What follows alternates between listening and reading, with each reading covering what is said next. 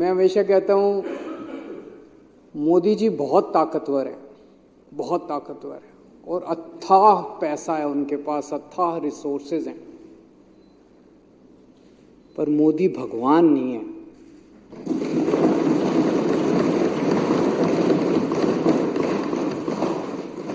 और भगवान तो है इस दुनिया में, कोई तो शक्ति है, कोई उसे भगवान कहता है, कोई उसे अल्लाह कहता है, कोई कुछ कहता है, कोई तो शक्ति है, वो हमारे साथ है। मैं माननीय सुप्रीम कोर्ट का शुक्रिया अदा करना चाहता हूं। आज हमारे देश के अंदर न्याय व्यवस्था तो है। अध्यक्ष महोदय, आज मैं मुख्यमंत्री जी के साथ सुबह एक रोड का इंस्पेक्शन करने गया था। दिल्ली यूनिवर्सिटी में सड़कें बहुत शानदार हुआ करती थी। मेरे पास जेल से छूटने के बाद कुछ लोग आए, उन्होंने बताया कि दिल्ली यूनिवर्सिटी की सड़कें ख़राब हो गई हैं। मैं आज रोड इंस्पेक्शन करने गया था और बहुत बुरा हाल था सड़कों का। तो मैंने मुख्यमंत्री जी को कहा कि इनको तुरंत ठीक करवाया जाए। उन्होंने आदेश दिए हैं और मैं उम्मीद करता हूं कि उस सड़क को जल्द ठीक करवाया जाएगा। हैं जी, आप तो मालिक हैं साहब, दिए आप तो देश के मालिक हैं। मैं 3-4 दिन पहले एक भाजपा के बड़े नेता से मिला। मैंने उससे पूछा, मैंने कहा मुझे गिरफ्तार करके क्या मिला आपको, कुछ फायदा हुआ? बोले आपके पीछे से हमने पूरी दिल्ली सरकार डिरेल कर दी, हमने आपके पीछे से दिल्ली ठप कर दी। बड़ा खुश हो रहा था। मुझे बड़ा दुख हुआ सुन के, आक्रोश भी हुआ और स्तब्ध रह गया मैं। देश की राजधानी के 2 करोड़ लोगों की जिंदगी खराब करके उनको खुशी हो रही है। ऐसी कैसी पार्टी हो सकती है, ऐसे कैसे नेता हो सकते हैं जो दिल्ली ठप करके, दिल्ली के 2 करोड़ लोगों की जिंदगी खराब करके, परेशान करके, और वो खुश हो रहे हैं?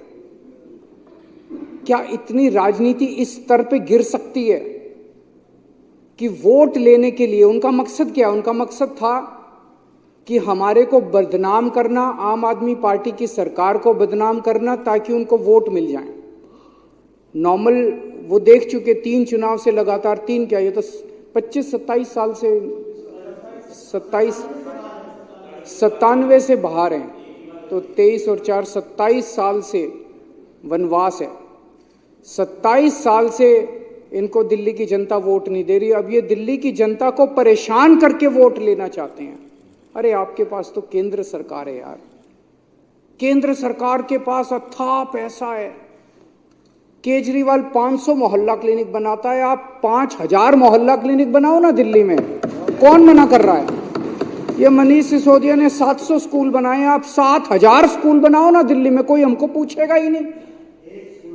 आज 500 मोहल्ला क्लिनिक अगर मैंने बनाए, आप उन 500 मोहल्ला क्लिनिक की दवाइयां बंद करके केजरीवाल को बदनाम करके वोट लेना चाहते हो, ये गलत बात है। ये जनता भी देख रही है, सब साफ हो जाता है जनता के सामने। आपको लगता है आप ही होशियार हो, जनता बड़ी सियानी है, जनता देखती है, जनता चुप रहती है। वोट वाले दिन जब बटन दबाने जाती है तब जनता अपना गुस्सा जाए। 1 मिनट भाई साहब, मैंने बीच में नहीं बोला जब आप लोग बोल रहे थे, अब आप भी जरा सुन लीजिए, फिर उसके बाद आप बोल लेना।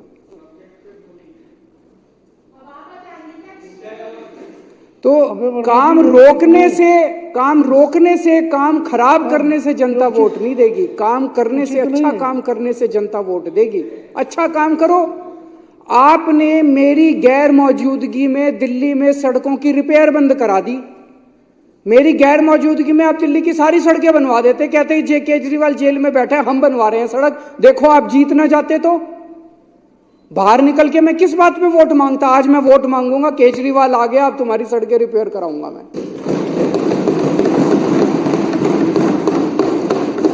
ले आते 5000 करोड़ रुपए मोदी जी से, केंद्र सरकार से, सारा पैसा तो आपके पास है। 5,000 करोड़ रुपए में नई नई सड़कें बनवा देते, सारी एमसीडी की सड़कें रिपेयर करा देते, सारी दिल्ली सरकार की रिपेयर करा देते, हमारे पास कुछ काम ही नहीं बचता, आप ही आप होते। लेकिन आपकी तो पूरी की पूरी मेंटालिटी नेगेटिव है। इसके काम रोको, इसको ईडी भेज दो, इसको सीबीआई भेज दो, इसको जेल भेज दो। अरे कभी कभी थोड़ा भगवान के सामने बैठ के हाथ जोड़ के शांति से भी सोचा करो। हमें बस इन्होंने बस मार्शल हटा दिए मेरे पीछे से, बताओ कोई अच्छी काम करा? वो बस मार्शल आते हैं, बेचारे गरीब परिवारों से आते हैं। बस मार्शल की नौकरी कौन करता है? कोई अमीर आदमी, आपके बच्चे तो करते नहीं बस मार्शल की नौकरी। वो तो बेचारे गांव के, हमारे दिल्ली देहात के बच्चे जो हैं, गरीबों के बच्चे हैं, वही करते हैं बस मार्शल की नौकरी। और बसों में जाके देखो, महिलाएं जो इतने गुणगान किया करती थी कि अब हमारे को सुरक्षा महसूस होती है, अब वो फिर से उसी हालत में हो गई महिलाएं। बुजुर्गों की पेंशन बंद कर दी। उनके दिल से, उनकी आत्मा से आपके लिए क्या निकलेगा? बद्दुआ ही निकलेगी, बद्दुआ ही निकलेगी। अब केजरीवाल जब उनकी पेंशन चालू कराएगा, हमारे लिए आशीर्वाद निकलेगा। तीर्थ यात्रा बंद कर दी, बताओ, तीर्थ यात्रा बंद कर दी। हम बुजुर्गों को रामेश्वरम ले जाते थे, पुरी ले जाते थे, शिरडी बाबा ले जाते थे, हरिद्वार ऋषिकेश ले जाते थे, वैष्णो देवी ले जाते थे, कितनी जगह ले जाते थे। उनकी तीर्थ यात्रा बंद कर दी आप लोगों ने यार। आप खुद भी होके आओ थोड़ा तीर्थ यात्रा, थोड़ी मन को शांति। मेरी अध्यक्ष महोदय से निवेदन है, विपक्ष के साथियों के लिए तीर्थ यात्रा का आयोजन करें। उनको थोड़ी, अभी जैसे सौरभ बता रहा था, पेड़ काट दिए हमारे पीछे से। मैं जब जेल गया, इन्होंने पीछे से पेड़ काट दिए, बताओ दिल्ली के प्रदूषण। तो दिल्ली की जनता के मन में दो चीजें हैं, दो बातें हैं। एक, केजरीवाल कट्टर ईमानदार है, केजरीवाल कुछ भी हो सकता है, बेईमान नहीं हो सकता। और दूसरा, केजरीवाल काम करता है, जनता के लिए काम करता है। ये दो बातें दिल्ली की जनता के मन में हैं। ये उन दोनों बातों पे चोट करना चाहते थे। ये केजरीवाल को बेईमान साबित करना चाहते थे और ये दिखाना चाहते थे भाई केजरीवाल के सारे काम ठप हो गए। उन दोनों बातों पे चोट किया। फर्जी केस कर दिया मेरे ऊपर, केस करके मनीष को जेल में डाल दिया, सतिंदर जैन को जेल में डाल दिया, मेरे को जेल में डाल दिया, संजय सिंह को जेल में डाल दिया, विभव को जेल में डाल दिया, विजय नायर को जेल में डाल, सबको जेल में डाल दिया। मैं आज चैलेंज करता हूं, 5 सबसे बड़े नेताओं को जेल में डालने के बाद भी आज हमारी पार्टी मजबूती के साथ खड़ी है। मैं चैलेंज करता हूं, तुम्हारी पार्टी के 2 लोगों को जेल में डाल दो, तुम्हारी पार्टी ना टूट जाए।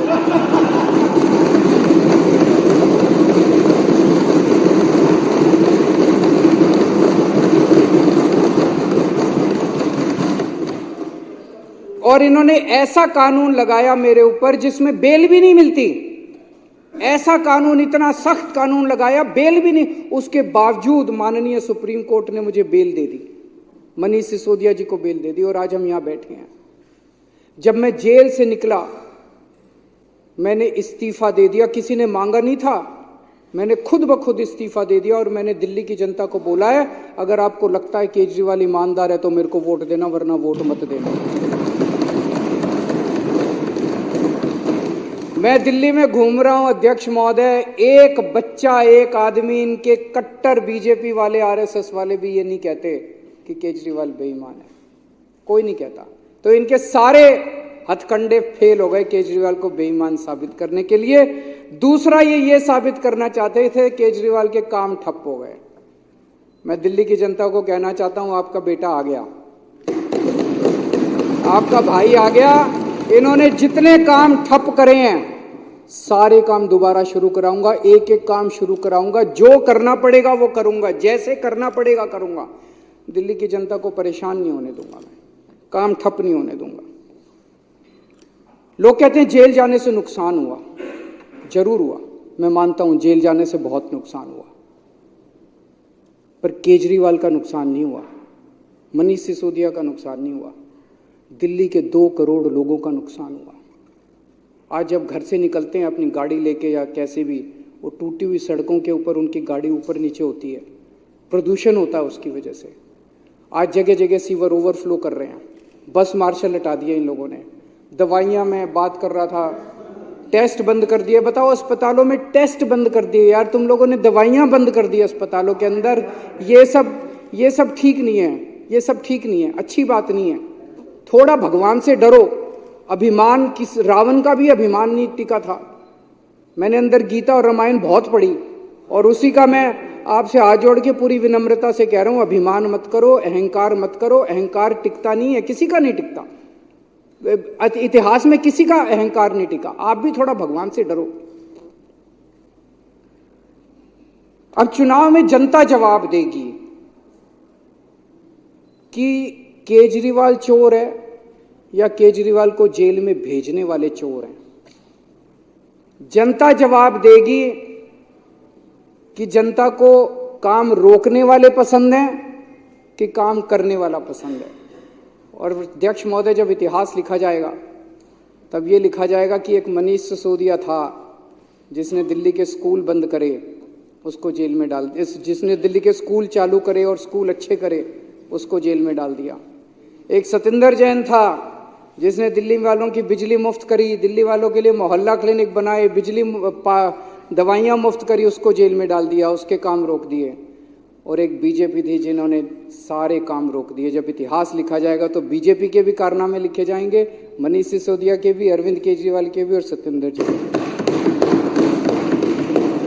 अध्यक्ष जी, जेल से निकलने के बाद मैंने इस्तीफा दे दिया।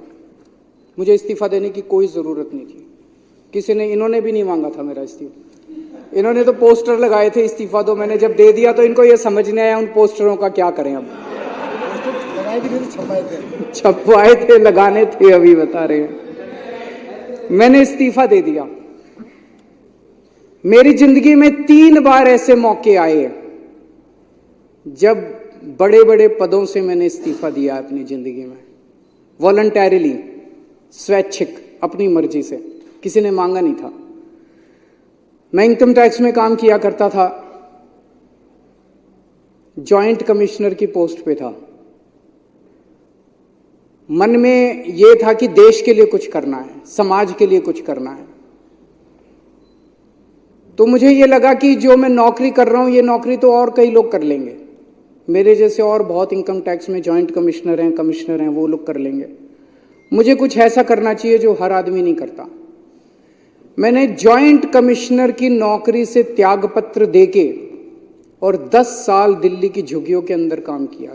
जॉइंट कमिश्नर की नौकरी से मैंने इस्तीफा दिया था, किसी ने इस्तीफा मांगा नहीं था। और जब मैंने इस्तीफा दिया था, 2006 में इस्तीफा दिया था, वैसे तो मैं छुट्टी लेके 2000 से ही निकल गया था। उस वक्त कोई पार्टी नहीं थी, कोई आंदोलन नहीं था और दिल्ली की झुग्गियों में जाके मैं रहने लगा था। तब ये नहीं था कि मैं मुख्यमंत्री बनूंगा या चुनाव लड़ूंगा, चुनाव लड़ने का कोई इच्छा नहीं थी। फिर 2013 में हमारी सरकार बनी और 49 दिन की सरकार के बाद अपने उसूलों पे मैंने इस्तीफा दिया था। 49 दिन के बाद, किसी ने मांगा नहीं था इस्तीफा, 49 दिन के बाद इस्तीफा दिया था। और अब तीसरी बार, अब जेल से निकलने के बाद मैंने इस्तीफा दिया है। मैं सत्ता के लिए नहीं आया, मेरे को सत्ता की जरा सी भी भूख नहीं है, मेरे को सत्ता का, पैसे का जरा सा भी लालच नहीं है। देश के लिए आए हैं, देश के लिए कुछ करने के लिए आए हैं। और दूसरी तरफ ये लोग बेचारे परेशान हो गए हैं कह कह के, भाई 75 साल का रूल आपने ही बनाया था। मेरे को कल एक आरएसएस के बहुत सीनियर नेता मिले, उन्होंने बताया, बोले जी आरएसएस ने अल्टीमेटम दे दिया है कि भाई 75 साल का रूल तो लागू होगा।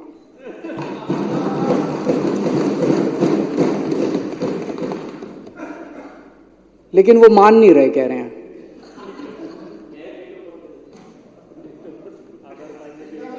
सत्ता छोड़नी बहुत मुश्किल है, सत्ता कुर्सी छोड़नी बहुत मुश्किल। एक मिनट, वो बोलने के लिए ललचा रहे हैं, मेरे बाद बोलने लो। सत्ता छोड़नी अध्यक्ष महोदय बहुत मुश्किल है, सत्ता का लालच छोड़ना बहुत मुश्किल है। खुद ही रूल बनाया, उस रूल के तहत सबसे पहले आडवाणी जी का इस्तीफा लिया, मुरली मनोहर जोशी जी का इस्तीफा लिया, सुमित्रा महाजन जी का इस्तीफा लिया, बीसी खंडूरी जी का इस्तीफा लिया, कलराज मिश्र का इस्तीफा लिया, आनंदीबेन पटेल का इस्तीफा लिया, शांता कुमार जी का इस्तीफा लिया, करिया मुंडा जी का इस्तीफा लिया, हुकुमदेव नारायण जी का इस्तीफा लिया, नजमा हेतुल्ला जी का इस्तीफा लिया, भगत सिंह कोश्यारी जी का इस्तीफा, और भी बहुत है, मेरे पास तो थोड़े ही नाम है। उन सब का इस्तीफा लेने के बाद जब अपना नंबर आया तो कहते हैं ये कानून मेरे पे लागू नहीं होगा। ये तो ठीक नहीं है। सबके लिए बराबर कानून होना चाहिए, नहीं होना चाहिए? मैं ये सोच रहा था कल को कोई अफसर 60 साल की उम्र होने के बाद कहे मैं तो नहीं रिटायर होता जी। कल को कोई सुप्रीम कोर्ट का जज 65 साल की उम्र होने के बाद कहे जी मैं तो रिटायर नहीं होता। व्यवस्था ही खराब हो जाएगी। ऐसी व्यवस्था कैसे चलेगी? अगर आपने अपने अंदर एक रूल बनाया, कानून बनाया, भी 75 साल में सारे रिटायर होंगे तो सारे रिटायर होंगे, उसमें सारे आते हैं, उसमें तो सत्ता का लालच जो है, कुर्सी से चिपके रहने का, जो कहते थे परिवार नहीं है, किसके लिए पता नहीं, किसके लिए इतना लालच है उसका।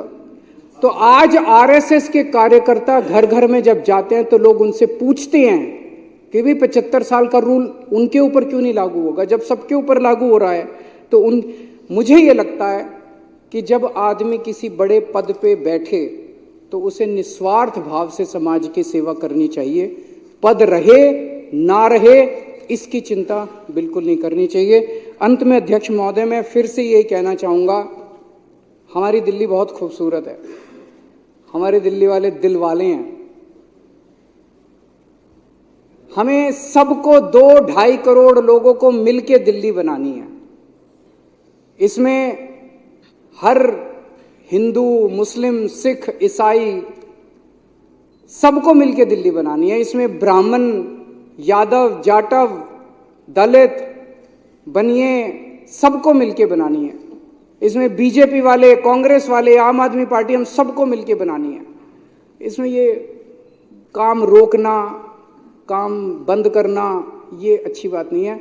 मैं अपने सभी विपक्ष के साथियों से भी निवेदन करता हूं कि चुनाव के टाइम में चुनाव लड़ेंगे, चुनाव के बाद हमें सबको मिलके काम करना है।